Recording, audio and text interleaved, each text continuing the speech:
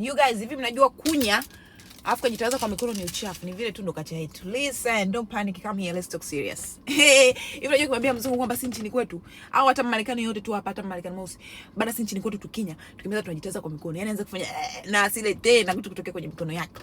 Hata ukipika. Just think by yourself. Unashika kinyesi kwa mikono. Mwingine anasema kujitawaza kwa tissue ndio uchafu. Kwa nini? Kinabaki wapi kilipotokea? That's fine. Kuliko kibaki wapi kwenye mikono? No. And this is the fact. 9%, 8% mpaka 7% ya Tanzania wakinya wakimeza hawanai mikono. Imagine mtoto kakunya anakuja anakupikia unakula. Au tu anashika kitu chochote kile ambacho unaota kuja ushike. Ndio maana kuna kipindi mimi Tanzania.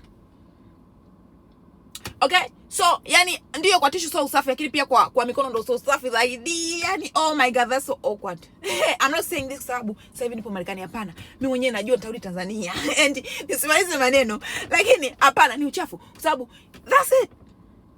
Kile ni kinyesi bro. And mimi naona njia safi na salama ni njia ambayo wanatumia, sijui ni Waarabu wale. Nimsikia kuna baba mmoja anasema kwamba wenyewe uko ni Misri wana mabomba special ambayo yanakuwa na hawashiki kwa mikono. Baada hapo ndo anatumia tissue kujikausha.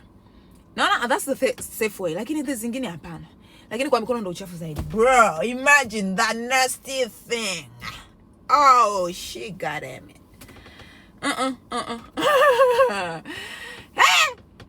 I can't imagine. Like, I'm trying. Bwana, hapana. Basi tujitahidi tukitoka chooni kidogo tunae mikono. Kinyesi kilikeni kinyesi, god damn it.